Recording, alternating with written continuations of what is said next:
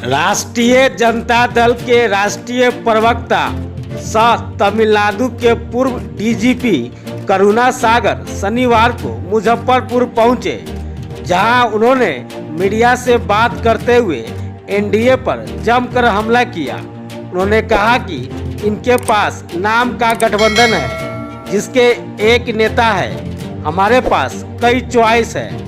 मुंबई में हुई तीसरी बैठक के बाद भी इंडिया का अब तक संयोजक नहीं चुने जाने पर बचाव किया। राष्ट्रीय प्रवक्ता ने एनडीए के द्वारा वन नेशन व इलेक्शन बिल को जल्दबाजी में लाया गया कदम बताया। इसकी कमेटी में पूर्व राष्ट्रपति को लाए जाने और अध्यक्ष बनाए जाने पर भी सवाल उठाया। उन्होंने यह भी कहा कि 2024 के लोकसभा के चुनाव को देखते हुए यह बीजेपी का चुनावी एजेंडा है। आम जनता के सामने खास लोग हैं। भारत की जो गंगा जमुनी तहजीब रही है, हमारा जो संविधान रहा है, जिसकी कल्पना महात्मा गांधी के सपनों पर आधारित था, जिसके निर्माण का काम बाबा साहब भीमराव अंबेडकर ने किया, वो संविधान आज खतरे में है। जितनी संवैधानिक व्यवस्थाएं हैं जो इस देश के संविधान को मजबूत करती हैं, उनको कमजोर किया जा रहा है। जो एजेंसियां हैं सरकार की, उसका लगातार दुरुपयोग करके विपक्ष को कमजोर किया जा रहा है। जब ये सरकार आई तो पहले सरकार ने कहा कांग्रेस मुक्त भारत, और अब इनका नारा है विपक्ष मुक्त भारत। ये एक ऐसा लोकतंत्र चाहते हैं जिसमें विपक्ष न हो, जिसमें जनता के मुद्दों को उठाने वाला कोई न हो, और जो मित्रतावाद की सरकार जो चल रही है, कुछ लोगों को जिससे फायदा हो रहा है। आज देश में अमीर और अमीर बन रहा है, गरीब और गरीब बन रहा है। और ये मैं नहीं कह रहा हूं, जितने रिपोर्ट्स आ रहे हैं गैर सरकारी संस्थाओं के, क्योंकि सरकार तो डेटा रिलीज ही नहीं करती है। जो नेशनल सैंपल सर्वे ऑर्गेनाइजेशन होता है, एनएसएसओ, 2016 के बाद उसने कोई भी डेटा रिलीज नहीं किया है। इसलिए अभी आपको ये भी पता करना हो कि देश में कितने बेरोजगार हैं, कितने गरीब हैं, तो आपको दूसरे जो संस्थान हैं जो रिसर्च करते हैं, सर्वे करते हैं, उनके डेटा पे डिपेंड करना पड़ेगा। तो इस देश का जो ऊपर की आबादी का जो 1% है, वो देश के संसाधन का 40% का मालिक है। और जो नीचे से 50% आबादी के लोग हैं, उनके पास देश के संसाधन का 10% से भी कम संसाधन है। तो देखिए, जिस तरह से महंगाई, भ्रष्टाचार बढ़ता जा रहा है, बेरोजगारी बढ़ती जा रही है। ये वही सरकार है जिसने वादा किया था कि हर साल 2 करोड़ नौकरियां दी जाएंगी। 2 करोड़ नौकरियों की तो बात भूल जाइए। हर साल करोड़ों युवा रोजगार के मेले में आ रहे हैं जहां रोजगार नहीं है। अगर इस युवा जो हमारा पॉपुलेशन है, उसकी संख्या देखें तो 45 से 50 करोड़ है। और सीएसडीएस का सर्वे आया था कि जनसंख्या के 6% लोगों के पास सरकारी नौकरी है और 51% लोग बेरोजगार हैं। तो ये इस देश में जो बेरोजगारों की एक फौज खड़ी हो गई है, वो इस देश की प्रभुता को, इस देश की कानून व्यवस्था को, इस देश के सामाजिक ताने बाने को एक खतरा पैदा कर रही है। और इसलिए ये सरकार सांप्रदायिक ध्रुवीकरण की कोशिश करती है, धार्मिक उन्माद बढ़ाने का काम करती है, ताकि ये जो युवा हैं उनको उनकी जो जरूरतें हैं, उनकी जो मांग है, उससे उनको भटकाया जाए, बरगलाया जाए, और यही कोशिश हो रही है। आप देख रहे हैं जगह जगह पर सांप्रदायिक माहौल खराब किया जा रहा है। मणिपुर का मामला देखिए, 3 मई से आज तक मणिपुर में शांति बहाल नहीं हुई है, और इस दौरान प्रधानमंत्री कितने ही विदेशी दौरे किए हैं। अमेरिका गए हैं, फ्रांस गए हैं, साउथ अफ्रीका गए हैं, यूएई गए हैं, देश के कितने सारे राज्यों का भ्रमण किया उन्होंने, कितने जगहों पे जाके हरी झंडियां दिखाई हैं वंदे भारत को। लेकिन मणिपुर की बात आती है तो न वो जाते हैं, न वो बोलते हैं, न उनकी कोई संवेदना आती है। तो बेटी बढ़ाओ और बेटी पढ़ाओ, बेटी बचाओ और बेटी पढ़ाओ कहाँ गया जब मणिपुर की महिलाओं की अस्मत लूटी जा रही थी पब्लिक में। आज हालत यह है कि पिछले सप्ताह एक आईएएस ऑफिसर को वहां की सरकार ने सस्पेंड कर दिया, क्योंकि वो एक जाति विशेष से आता है और उसकी जो पोस्टिंग हुई थी एक दूसरे जाति विशेष समुदाय के स्थान में हुई थी, और उसे अपने जान का खतरा था। 2 दिन पहले आपने अखबारों में देखा होगा, 8 लोग मारे गए, आर्मरी लूटी गई, पुलिस के शस्त्र लूटे गए। तो जो डबल इंजन की सरकार की दुहाई दी जाती है, मणिपुर डबल इंजन की सरकार इस देश के साथ, किसी राज्य के साथ क्या कर सकती है, उसका एक बहुत बड़ा उदाहरण है। तो दोस्तों, जो इंडिया गठबंधन बना है वो जनता की मांग पर बना है। 140 करोड़ देशवासी चाहते हैं कि इस देश में जो संविधान है और संविधान में जो रूल ऑफ लॉ है, जो धर्म निरपेक्षता है, वो बनी रहे, सामाजिक न्याय बना रहे। हमारा जो आरक्षण की हमारी सुविधा, जो जातिगत आरक्षण की सुविधा दी गई है विभिन्न वर्गों को, वो बनी रहे। 2 दिन पहले नागपुर में बोलते हुए आरएसएस के सरसंघचालक तो उसको सांकेतिक रूप से घटा के 1200 से 1000 रुपए करके, 1100 से 900 रुपए करके ये इसका ढोल पीट रहे हैं। तो दोस्तों, आज अर्थव्यवस्था तो खराब है ही, और हमारी जो सामाजिक जो हमारा ताना बाना है, उस पर जो खतरा पहुंचाने की कोशिश की जा रही है, उस पर जो प्रहार किया जा रहा है, वो ज्यादा खतरनाक है।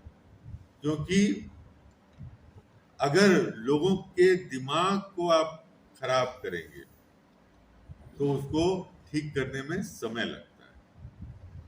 तो लेकिन भारत की जनता जागरूक है। इस देश की सभ्यता हजारों साल से पुरानी है। 5000 साल बोल लीजिए, 10,000 साल बोल लीजिए, और इसी देश में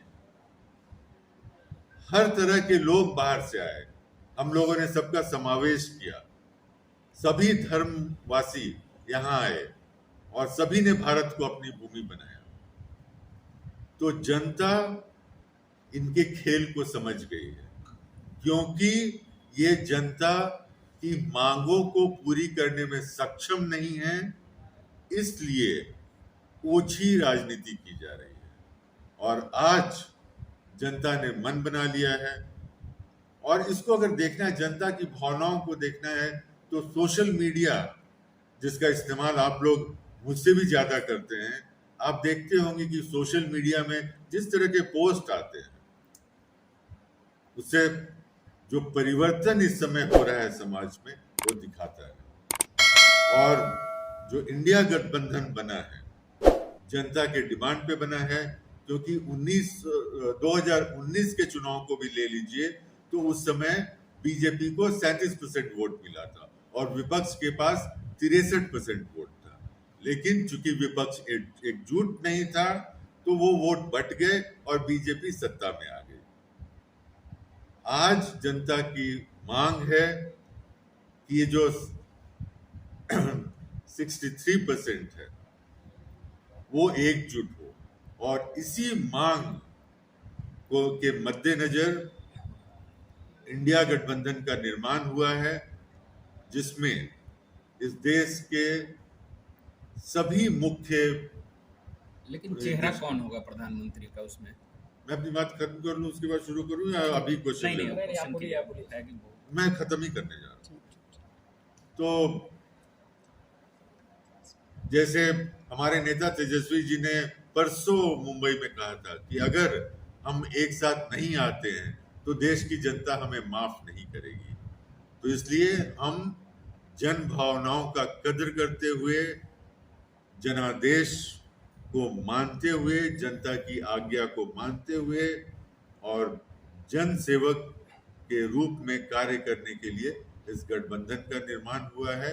और ये गठबंधन इस बार इस देश में एक ऐसी सरकार लाएगा जो इस देश की आम जनता की बात करेगा, इस देश की आम जनता की सोच, उनकी आशाओं, उनकी आकांक्षाओं पर खरा उतरेगा।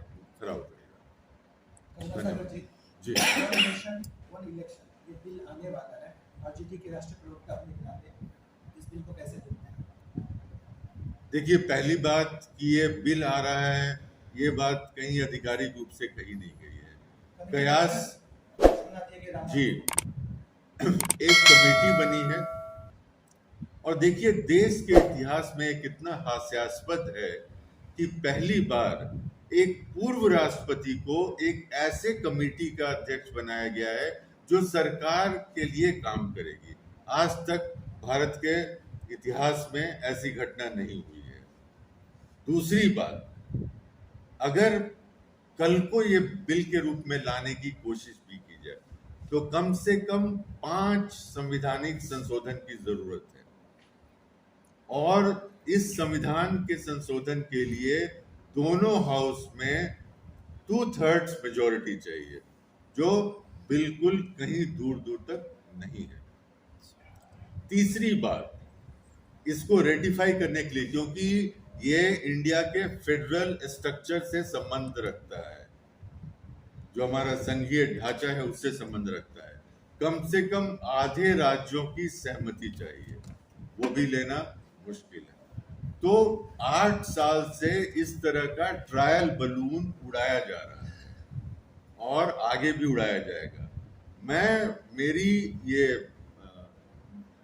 सोच है कि ये जो 2 दिन पहले जो 2 घोषणाएं की गई कि पार्लियामेंट का विशेष सत्र बुलाया जा रहा है, और देखिए इसमें अपोजिशन के साथ किसी पार्टियों के साथ बात नहीं की गई।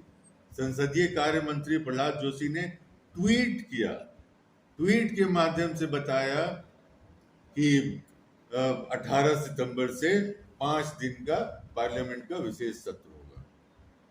दूसरी बात, प्रेस के द्वारा ये अफवाहें फैलाई गई कि इस तरह की बिल आ सकती है, उस तरह की बिल आ सकती है, और फिर ये 1 नेशन 1 इलेक्शन, इसकी बात तो बहुत पहले भी हो चुकी है। इसकी बात हमारे राष्ट्रपति ने पहले की है, जो उस कमेटी के अध्यक्ष हैं उन्होंने पहले इसका समर्थन किया है, तो समझ सकते हैं कि कमेटी की क्या निष्पक्षता होगी। प्रधानमंत्री ने पहले कहा है, लॉ कमीशन ने कहा है, इलेक्शन कमीशन ने इसको स्टडी किया है।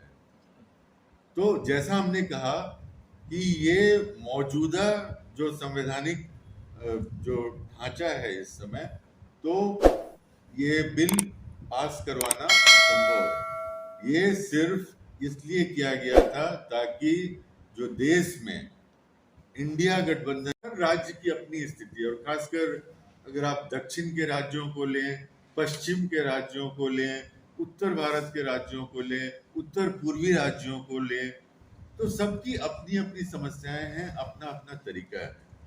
तो अब जैसे तमिलनाडु की पुलिसिंग, तमिलनाडु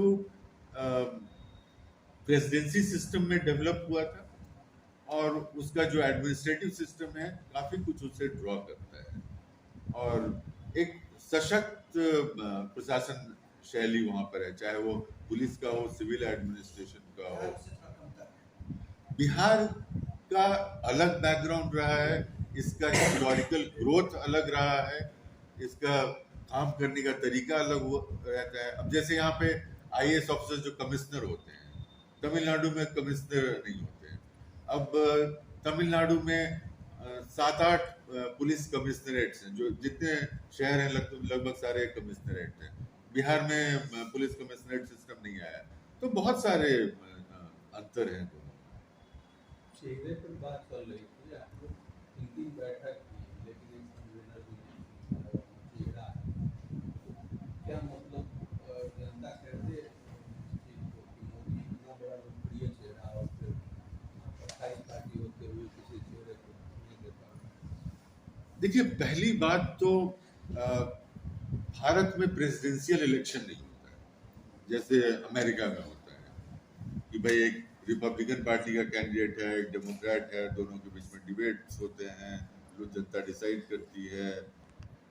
हमारा कैबिनेट सिस्टम है और जो मेजॉरिटी पार्टी होती है वो अपना नेता चुनाव के बाद चुनती है और जिसको चुना जाता है वो फिर जाके प्रेसिडेंट के सामने अपना क्लेम करते हैं कि हम सरकार बनाना चाहते हैं क्योंकि मेजॉरिटी एमपी हमें सपोर्ट कर रहे हैं। तो जहां तक आप देखिए 1977 एक ऐतिहासिक चुनाव था। 1977 में क्या था, अगेन मुद्दा था और स्थितियां कुछ आज से मिलती जुलती थी। जैसे आज एक देश एक परिवर्तन मांग कर रहा है, परिवर्तन की चाहत है और एक सरकार के जो कार्य के तरीके हैं उससे देश परेशान है, हताश है, निराश है। लालू कुछ संकेत दिए हैं कि पहली बात, मैं उस मीटिंग में नहीं था, तो मीटिंग में अंदरूनी क्या बातें हुई वो मुझे नहीं पता।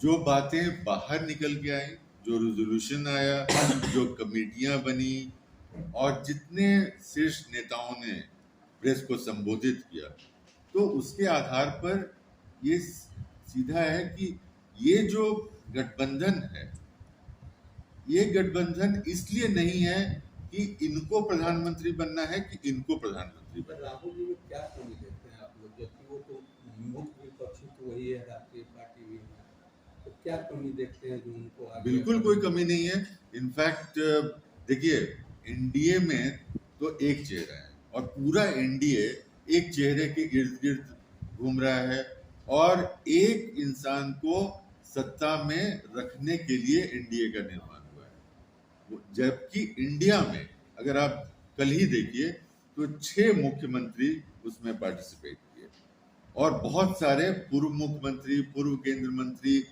और देश के सबसे शीर्ष नेता इसमें पार्टिसिपेट किए।